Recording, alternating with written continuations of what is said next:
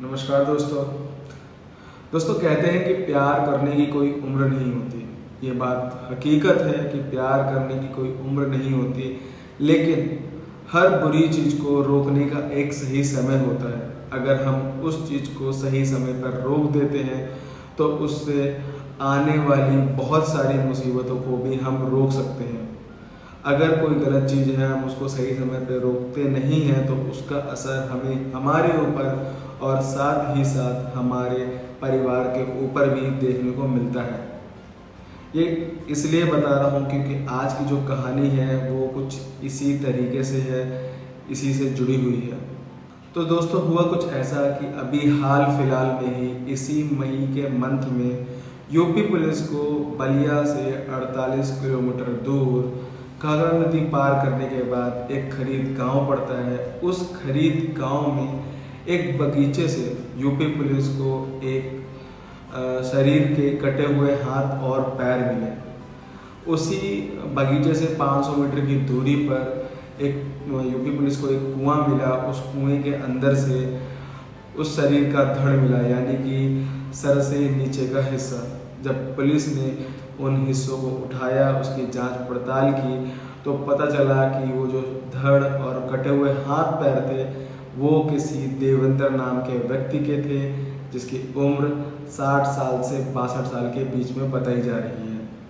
तो दोस्तों, ये कहानी है माया की। माया जो एक अधेड़ उम्र की औरत है, जिसकी शादी देवेंद्र से आज से 20 साल पहले हुई थी। वही देवेंद्र जिसका किसी ने कत्ल कर दिया था बेरहमी से। बताते हैं कि जो देवेंद्र और माया थी, इन दोनों के 4 बच्चे थे, जिसमें से एक लड़का, 3 लड़कियां थी, जिसमें से एक लड़की जयपुर में थी, एक लड़की कोटा में पढ़ाई कर रही थी और बाकी के एक लड़की लड़का दोनों ही पढ़ाई करने के लिए अलग अलग जगहों पे थे। तो जो ये देवेंद्र और ये जो माया थी, ये दोनों आपस में पति पत्नी थे और इनका 2 घर था। जो देवेंद्र था उसका बलिया में एक घर था, बलिया के बहादुरपुर में एक शहर में एक घर था, और वहीं उसका एक गांव में भी घर था। तो बताते हैं कि जो देवेंद्र था वो अपने गांव से काफ़ी जुड़ा हुआ था। वो अपने रिटायरमेंट के बाद, बताते हैं कि जो देवेंद्र था वो एक फौज में था। वो BRO यानी बॉर्डर रोड ऑर्गेनाइजेशन में अपनी सर्विसेज दे चुका था। देवेंद्र अपने गांव से बहुत जुड़ा हुआ था। बताते हैं कि रिटायरमेंट के बाद जो देवेंद्र था वो अपने बलिया में जो शहर में उसने घर बना रखा था, उसमें ना रहने की जगह वो अपने जो गांव वाला घर था उसमें ज़्यादा रहना पसंद करता था। लेकिन जो उसकी पत्नी थी माया, उसको बलिया के शहर वाले जो शहरी एरिया में जो उसने घर बनाया था उसमें रहना बहुत पसंद था। वो वहीं पे ही रहना चाहती थी। वहीं दूसरी तरफ जो देवेंद्र था, उसका पति, वो कई बार माया को बोल चुका था कि गांव में चलो, गांव में रहते हैं चल के, लेकिन जो माया है वो उसकी बात नहीं मानती थी और इसको लेकर दोनों में काफ़ी मनमुटाव रहता था, जिसकी वजह से माया जो थी वो शहर वाले घर में ही रहती थी, जहाँ पर उसकी मुलाकात एक 30 साल के नौजवान एक ट्रक ड्राइवर से होती है। अब जब इधर देवेंद्र और माया के बीच में मनमुटाव होने लग गया था, तो वहीं दूसरी तरफ माया की मुलाकात एक 30 साल के ट्रक ड्राइवर से होती है, जिसका नाम अनिल होता है, और ये दोनों आपस में ही बात करते रहते हैं।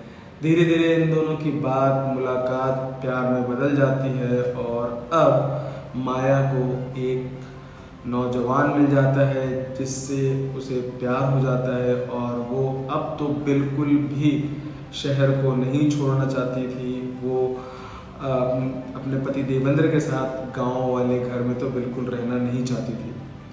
अब ये सिलसिला इतना आगे बढ़ चुका था कि इसकी भनक देवेंद्र को भी लग चुकी थी, और जिसकी वजह से देवेंद्र बहुत परेशान था। देवेंद्र ने अपनी पत्नी माया को बहुत समझाने की कोशिश की कि इस उम्र में ये चीज़ें शोभा नहीं देती हैं। तुम 4 बच्चों की माँ हो और चारों ही बच्चे जवान हैं, और ऐसी उम्र में अगर तुम करोगे ऐसे काम तो समाज क्या कहेगा।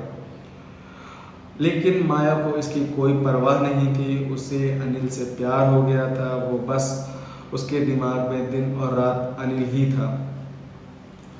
अब माया जो थी वो जो देवेंद्र था उसने माया को हर तरीके से समझाने की कोशिश की, प्यार से, डांट के, फटकार के, लेकिन माया को इसका कोई असर नहीं पड़ा। बल्कि माया उसके ये बार बार मना करने की वजह से और ज़्यादा परेशान हो गई और ज़्यादा इरिटेट हो गई थी। तो जब माया इस चीज़ से हद से ज़्यादा परेशान हो गई तो उसके दिमाग में आया कि क्यों ना इस देवेंद्र को ही रास्ते से हटा दिया जाए।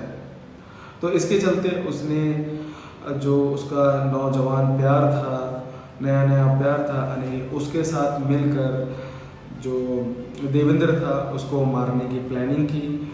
और जो प्लानिंग की डेट रखी गई थी वो 9 मई को रखी गई थी। 9 मई को रखी गई थी, उसका एक कारण था क्योंकि उस दिन उनकी एक बेटी जो कोटा में पढ़ रही थी वो कोटा से वापस अपने घर आ रही थी। तो जो ये प्लानिंग थी वो 9 तारीख से 7-8 दिन पहले ही स्टार्ट हो गई थी। 7-8 दिन पहले से ही अचानक से ही जो माया रहती है वो अपना स्वभाव, वो अपना बिहेवियर चेंज कर देती है। वो बड़े ही प्यार से देवेंद्र से बातचीत करने लग जाती है और उसके साथ रहने लग जाती है। तो देवेंद्र को ये लगता है कि शायद उसने जो अपनी पत्नी को समझाया है अब उसे समझ में आने लग गया है और वो सुधर गई है। लेकिन देवेंद्र को क्या पता था कि वो सिर्फ एक नाटक है, असल में तो वो सब उसकी मौत के लिए एक षड्यंत्र रचा जा रहा है।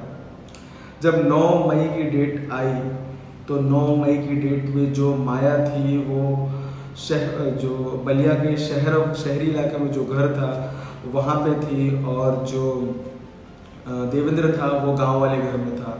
देवेंद्र 9 मई को अपनी गाड़ी लेकर आता है और वो अपनी पत्नी माया से कहता है कि चलो आज हमारी बेटी आ रही है, उसको रेलवे स्टेशन से लेने जाना है। तो माया उसको कहती है कि ठीक है चलेंगे, पर अभी आप थोड़ा अंदर आ जाओ, मैंने आपके लिए कुछ स्पेशल बनाया है, खा पी के आराम से चलेंगे। देवेंद्र से कहता है कि नहीं, बहुत देर हो जाएगी, हमें चलना चाहिए, हम बाद में आके खा पी लेंगे। लेकिन जो माया होती है उसको किसी तरीके से प्यार से बहला फुसला के देवेंद्र को घर के अंदर लेके आ जाती है। देवेंद्र जब घर के अंदर आता है तो उसी घर में अनिल अपने 2 दोस्तों के साथ पहले से ही मौजूद रहता है, छुपा रहता है। तो जैसे ही देवेंद्र उस घर में आता है तो जो माया रहती है वो उसकी ड्रिंक में कुछ नशीला पदार्थ मिला देती है और उसके बाद वो देवेंद्र को दे देती है।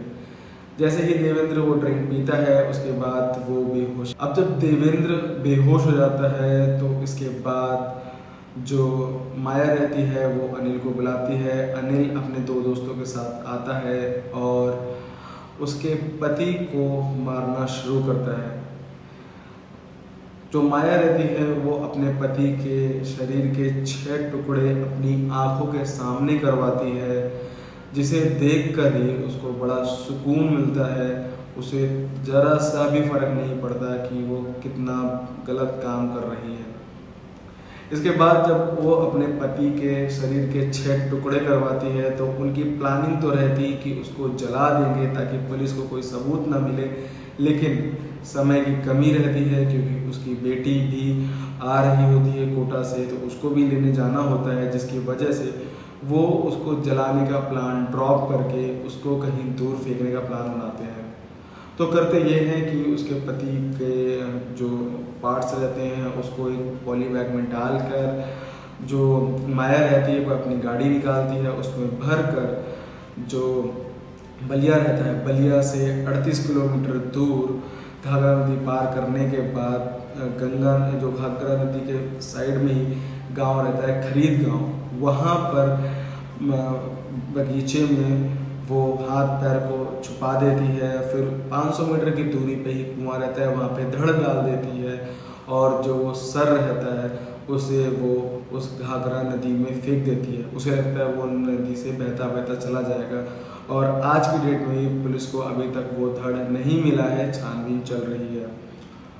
तो दोस्तों होता क्या है कि इसके बाद जब ये अनिल, उसके दो दोस्त और माया उसके शरीर को उस खरीद गांव में ऐसे छुपाने के बाद, फेंकने के बाद वापस आते हैं, उसके बाद फटाफट जो माया रहती है वो अपने घर को, अपने उस एरिए को जहाँ पर कत्ल किया था उसको अच्छी तरीके से साफ कर देती है, खून का कोई भी धब्बा नहीं छोड़ती है ताकि किसी को भी कुछ ना पता चले। इसके बाद वो अपनी बेटी को लेने के लिए स्टेशन पे चली जाती है और उसको लेके वापस आ जाती है। इसके बाद अगला दिन आता है, 10 तारीख आती है, बेटी पूछती है पिता के बारे में तो कुछ पता नहीं चलता है। जब वो अपनी माँ से पूछती है तो वो बोलती है कि नहीं, तेरे पिताजी तो यहाँ नहीं आए हैं। इसके बाद जो माया रहती है वो अपनी बेटी के साथ 10 मई को वहीं बलिया के बहादुरपुर पुलिस स्टेशन में जाके अपनी पति की रिपोर्ट लिखवाती है कि उसका जो पति है वो गुमशुदा हो गया, वो नहीं मिल रहा है। तो जब एफआईआर में रिपोर्ट लिखवाई जाती है तब जांच में ये निकल के आता है कि जिसके नाम पे जो रिपोर्ट करवाई गई है वो शख्स तो बीआरओ में नौकरी कर चुका है, अपनी सेवा दे चुका है, मतलब बॉर्डर रोड ऑर्गेनाइजेशन में अपनी सेवा दे चुका है, एक आर्मी का नौजवान रह चुका है। और ऐसे हालात में जब पाकिस्तान और भारत का तनाव चल रहा है ज़्यादा, ऐसे में वो शख्स का गायब होना एक ये भी इशारा कर रहा था कि कहीं पाकिस्तान का कोई इसमें तो हाथ नहीं। तो ये रिपोर्ट दर्ज करने के बाद पुलिस जो है फिर ये छानबीन करती रहती है, लेकिन जो ये माया रहती है उसका पर्दाफाश कैसे हो जाता है, वो उसकी खुद की ही बेटी कर देती है। क्योंकि जो माया रहती है रिपोर्ट दर्ज कराने के बाद घर पे आती है तो उसकी जो बेटी रहती है वो देखती है कि जो उसकी माँ है वो जो दुख जाहिर कर रही है वो बाहर कर रही है, लेकिन अंदर से उसे बहुत ज़्यादा सुकून मिल रहा है। उसे देख के ऐसा उसको लग नहीं रहा था कि वो सच में उसके पिता के गायब होने से बहुत ज़्यादा दुखी है।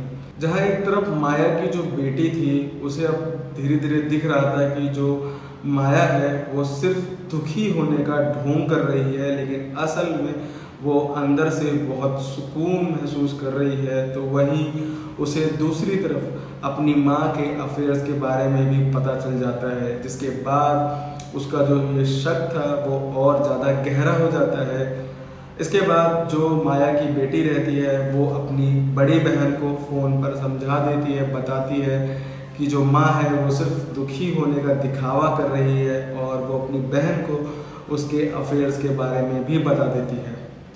इसके बाद उसकी बहन बोलती है कि तुम बिना माँ को कुछ बताए फ़ौरन जो पुलिस स्टेशन है वहाँ पे जाके पुलिस को ये सारी बातें बता दो। इसके बाद जो उसकी छोटी बहन रहती है वो ऐसा ही करती है, जैसे तैसे अपनी माँ से छुपा के वो पुलिस स्टेशन जाती है और अपनी माँ का सारा भेद खोल देती है। पुलिस माया को शक के आधार पर गिरफ्तार कर लेती है और उससे पूछताछ करती है।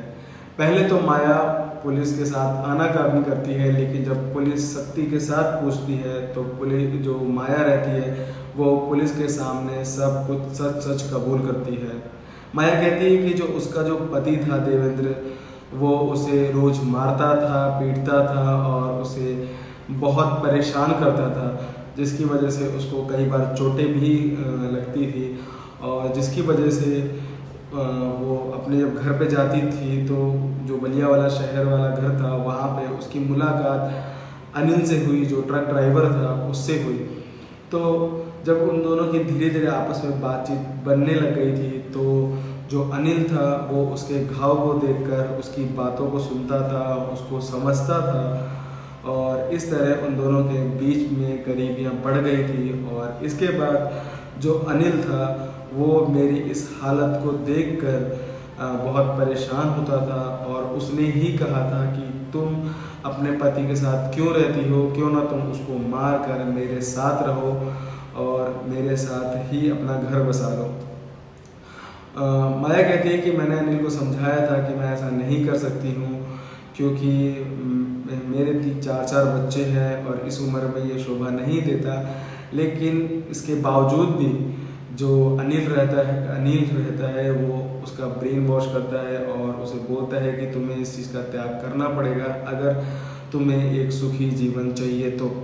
और उसी के कहने पे ही उसने अपने पति का कत्ल करवाया था।